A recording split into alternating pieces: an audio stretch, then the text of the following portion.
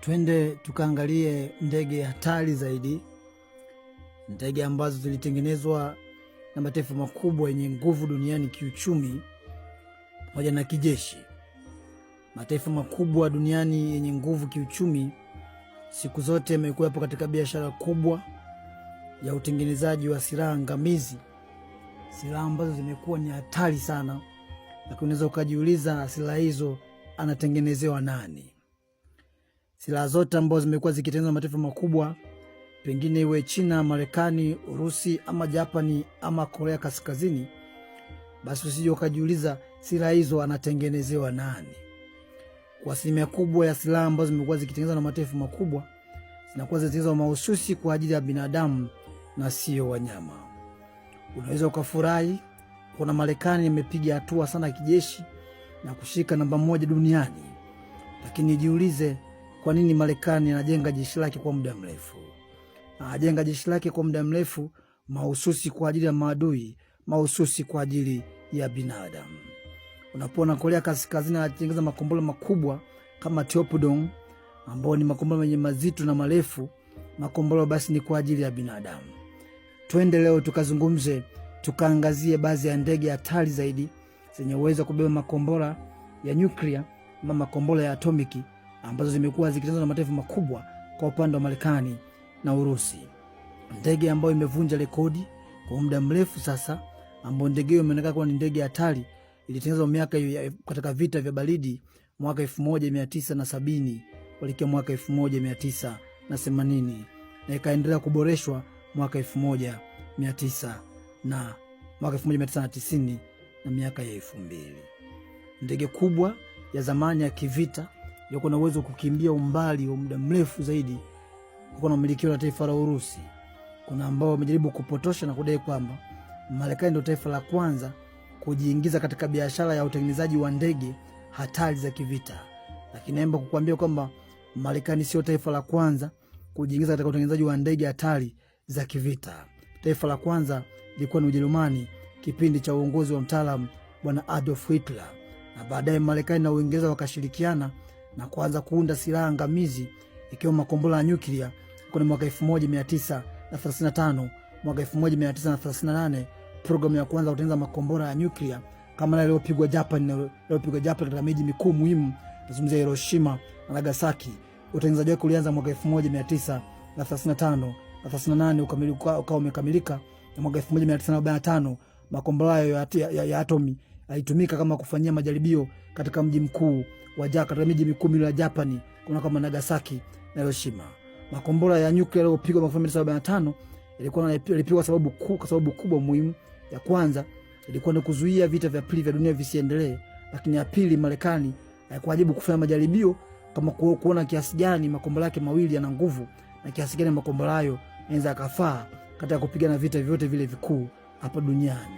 Sababu nyingine ambayo ilitolewa kwa nini Marekani yatumia makombora ya hatari kabisa ambayo ina uwezo kuua taifa moja ama kuanza taifa au kuangamiza bara zima. Sababu hiyo ilikuwa ni kwa sababu pia Marekani alikuwa anataka kusitisha na kuonyesha dunia kwamba Marekani ni taifa kubwa. Ilikuwa ni mwaka 1945. Dunia haiachi kutuchangaza. Dunia haishi mambo na vijimambo. Mrusi mwaka 1970 na mwenye baada ya kuona Marekani imekuwa taifa kubwa yenye nguvu na amekuwa tishio, na Mrusi pia alianza kujijenga kijeshi, na mwisho wa siku wajanja wakakaa chini wakaumiza kichwa, wakaja na ndege moja kubwa ya kivita yenye uwezo kushambulia, yenye uwezo kusafiri kutoka bara moja kwenda bara nyingine, na ndege hiyo ilifahamika kama Tupolev T-160. Tupolev T-160 wengi wanaifahamu, lakini wengi ambao wameshawahi kupitia historia ya vita vya pili vita baridi kuanzia mwaka 1945 miaka 60 miaka 80 watakuwa karibu sana ndege hii ya Tu-160. Tu-160 ilikuwa moja ndege maarufu na kubwa na tishio ama na tishio katika upande wa mataifa magharibi ama kwa dunia nzima. Kulikuwa hamna taifa lolote lile miaka 70 lenye ndege hatari ya kivita kama Tupolev au Tu-160 inayomilikiwa na jeshi la anga la Urusi. Kwa dunia yetu kutusangaza, ndege hii ya Tupolev, ndege ambao wataalamu wa NATO ama wajasusi wa NATO ama makachero wa NATO waliifuatilia na baadaye kuondoka kwamba ndege hii ni hatari, wakaamua kuipa jina ya Black Jack. Black Jack kwa ni kodi ilikuwa inatumika na kikosi na wanajeshi wa NATO kuitambua ndege ya top level, endapo kwa maana kwamba ndege hiyo ndio inashika rekodi kama ndege hatari ilikuwa inaogopwa na maadui miaka ya 70, miaka ya 80 mpaka miaka 2000.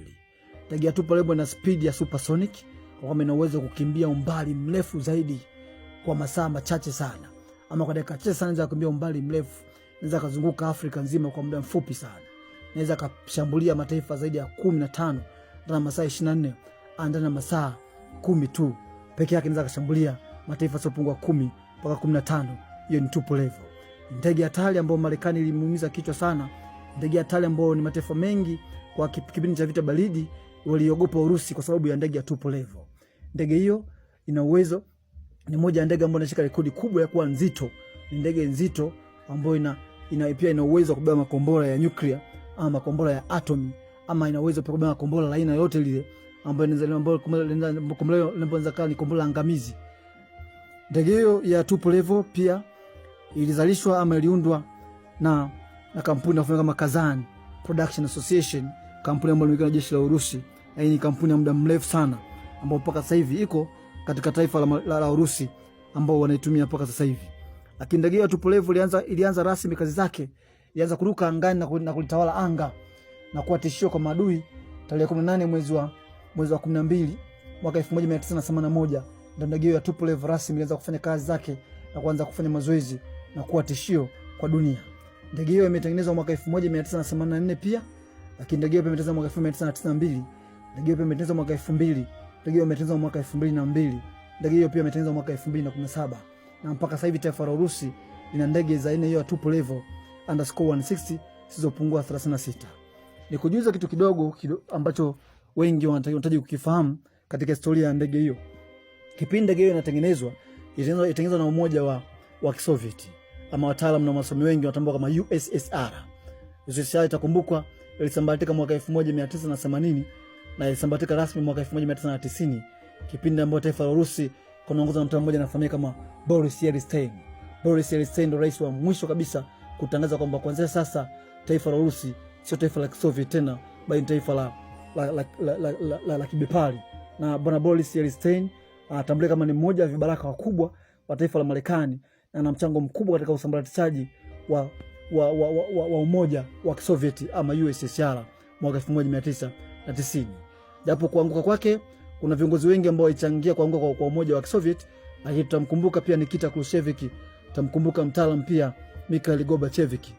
Hatutaacha kukumbuka makachero ama CIA ama FBI wa Marekani waliochangia pakubwa katika kuanguka kwa taifa la Urusi miaka ya 90.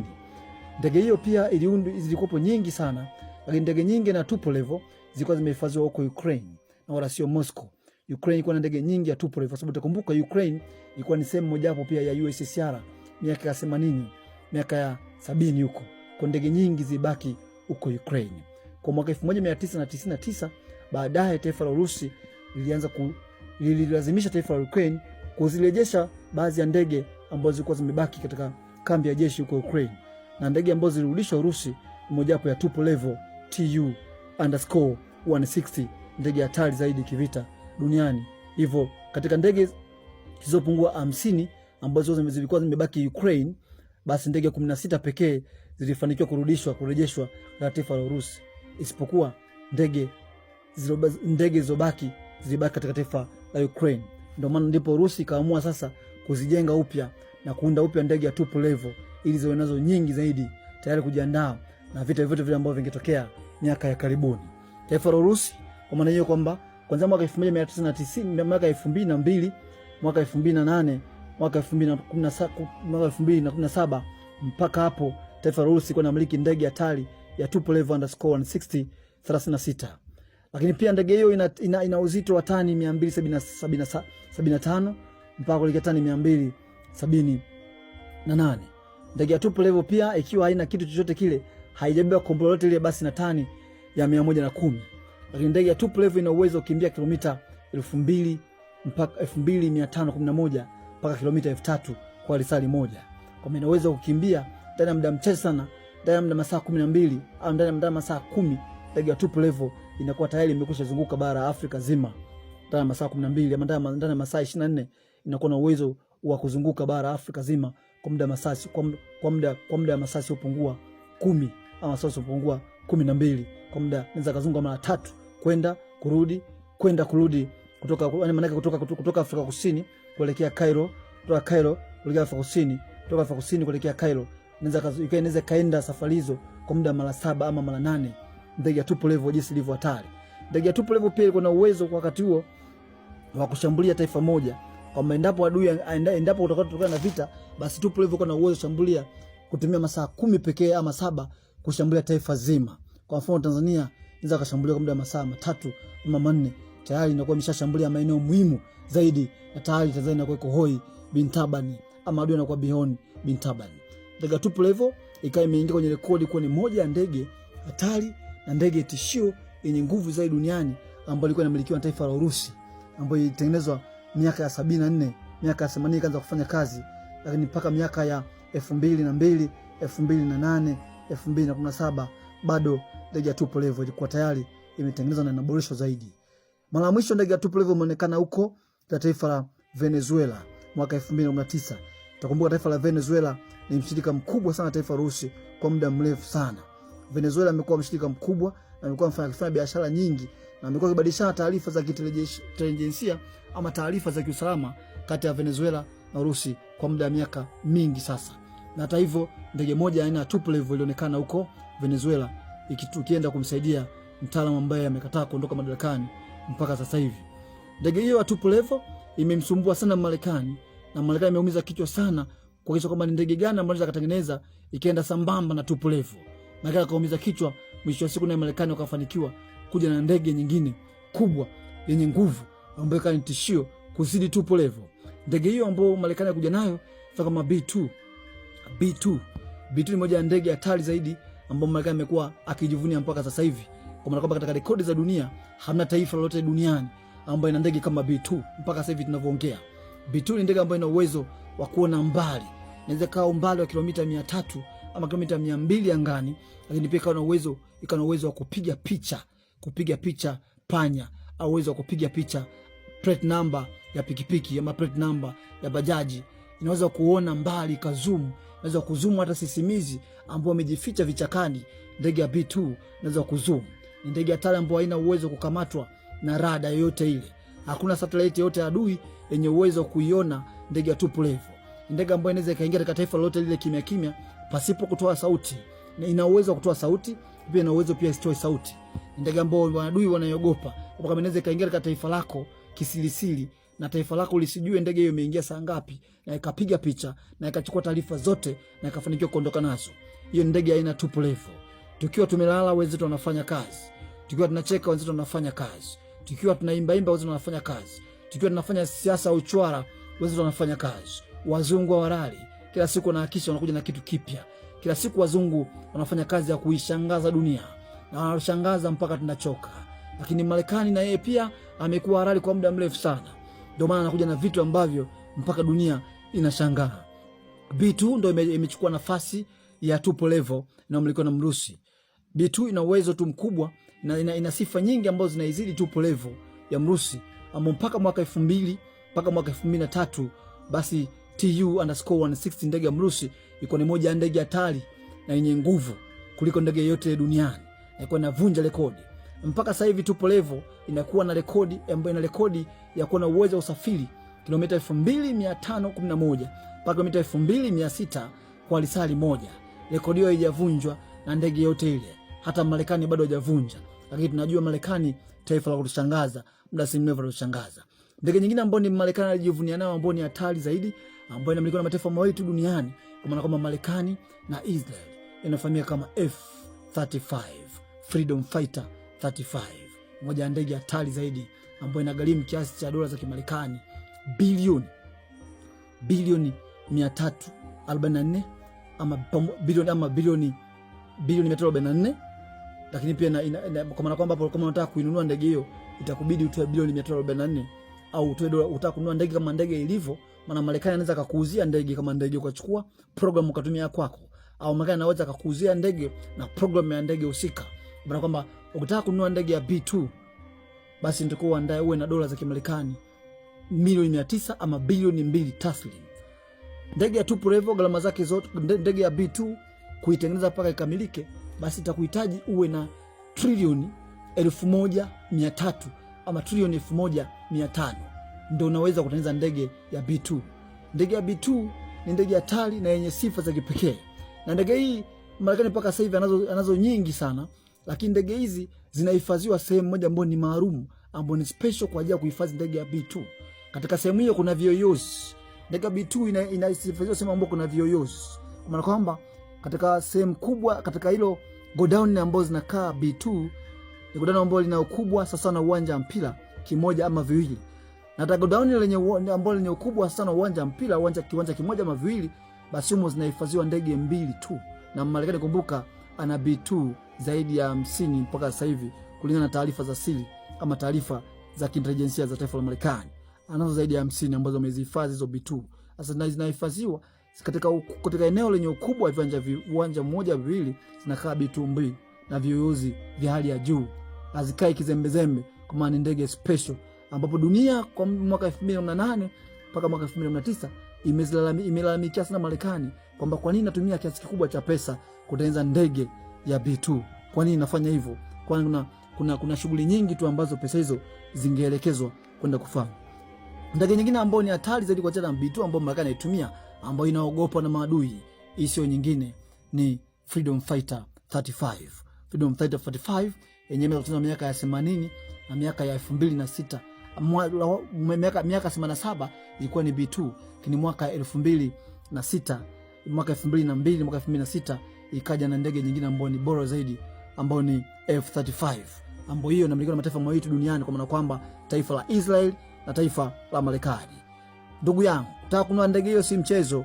Utahitajika uwe na dola uwe na pesa za Kitanzania bilioni trilioni 1200 mpaka trilioni 1300, ndipo utakuwa na uwezo wa kuchukua B2 35.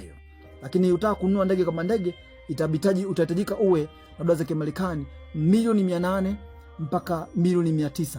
Lakini itakuwa umeuziwa ndege ambayo haina program utaweka mwenyewe. Utaka na program, pesa inapanda juu zaidi. Kwa mataifa machache sana ambao wanamiliki B2, lakini kwa jumla ni kwamba mpaka sasa hivi hamna taifa ambalo limenunua B2 isipokuwa inamilikiwa na Marekani peke yake. Isipokuwa ndege ya F35 ndo Israel amezinunua kuanzia mwaka 2015, 2016 mpaka mwaka 2019.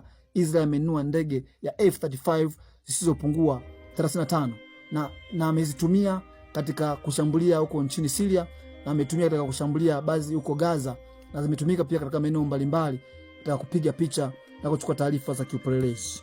Huyo ni Mwisraeli, mmoja wa taifa ambalo linamiliki ndege za F35 ama Freedom Fighter, na miliki na jeshi la anga la Marekani. Turudi kutoka upande wa ndege ya tuple level _160. Sifa kubwa pia ndege ya tuple level _160 ina uwezo wa kutuma makombora umbali wa kilomita 1300 mpaka ina uwezo wa kutuma kombora umbali wa kilomita 1300 mpaka 1350.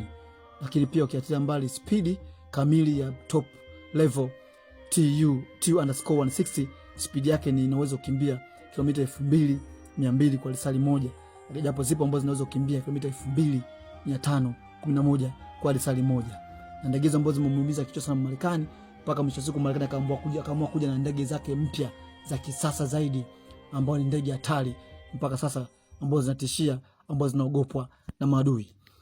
Baadhi ya wachambuzi mbalimbali wa mambo ya kivita duniani katika mgogoro wa taifa la Marekani wa hivi karibuni, baada ya Donald Trump kutoa amri ya kuuawa kwa alikuwa kiongozi wa Quds, sio mwingine bwana Rashid Qasim Soleimani, na mwisho siku taifa la Iran kutangaza tishio la kulipiza visasi kwa taifa la Marekani basi endapo vita, na bwana Trump na wenyewe pia akatoa amri ya kwamba Iran asisubutu kuitishia Marekani, kwamba tayari wameshatambua maeneo 52 muhimu na wamekuwa taifa la Iran, kwamba Marekani kuna uwezo wa kushambulia maeneo 52 muhimu. Basi mashambulizi yao ni ndege gani ambazo zikitumika katika kushambulia Iran? Basi ndege ambazo zimekuwa zisadikika kwamba Marekani ingezitumia kwa haraka sana ili kuipiga Iran ndani ya masaa 24, basi kwa sio ndege zingine, kwa ndege ya B2, ndege ambazo zinaogopa sana maadui. Na ndege hizo endapo Marekani ingezitumia, katika taifa la Iran, basi ni kwamba ni dhahiri shahiri kwamba ndani ya masaa 24 taifa la Iran lingekwisha kwa limekwisha haribiwa, ama taifa la Iran lingefanywa uharibifu mkubwa kuliko uharibifu uliotokea Syria, kuliko uharibifu uliotokea Lebanon, kuliko uharibifu uliotokea huko nchini Libya. Kwa maana kama ndege hizi zina uwezo wa kuchakaza nchi ndani ya muda mchache sana. Kwa maana watu wengi sana wakaanofia, wakaomba Mungu Marekani ajizuie. Kwa maana kama Marekani angetaka kushambulia, basi maangamizi makubwa, maajabu makubwa yangetokea na dunia pia ingeshangaa sana. Lakini pia ingekuwa pia binadamu ingekosa sehemu, na dunia ingekuwa sio sehemu salama ya kuishi. Maana ndege ya B2 ndege ogopwa, ndege ambayo mara nyingi zinaogopwa sana maadui. Hata Mrusi mwenyewe anawaza. Muonekano wa ndege hizo ni kama popo. Ndege hizo zinaonekana zinafanana sana na popo, kama unavyoona popo alivyo, basi ndio ndege hivyo jinsi zilivyo. Wataalamu wa Northrop Grumman ambao ni kampuni kubwa ambayo inajihusisha na utengenezaji wa ndege hizo, waliangalia muundo wa popo jinsi ulivyo, na mwisho wa siku wakaona kuna haja pia kutengeneza ndege ya kivita ambayo inafanana sana na popo. Kwa maana popo pia ana uwezo mkubwa sana kuona usiku vitu, popo ana uwezo mkubwa sana kuona wadudu, na hapa pia ndege hizo zina uwezo mkubwa sana wa kupiga picha iwe ni usiku iwe ni mchana. Kinipa zina uwezo mkubwa wa kusafiri kwa masafa marefu pasipo kuonekana na adui. Katika siku ya leo naomba kuishi hapo, kwa nimezungumza mengi sana juu ya ndege hizi mbili, kama tupo level na score 160 pamoja na ndege ya B2. Poenda kwa mbali pia nimegusia ndege ya Freedom Fighter ama F35 ambayo pia ni moja ya ndege hatari inaogopwa na maadui. Siku zijazo nitakuchambulia mmoja baada ya nyingine na sifa zake. Leo nimekudokeza tu japo kwa ufupi. Asante sana kwa kunisikiliza. Kwa namba Mpoki Buya Kamina Mwanda Gasia.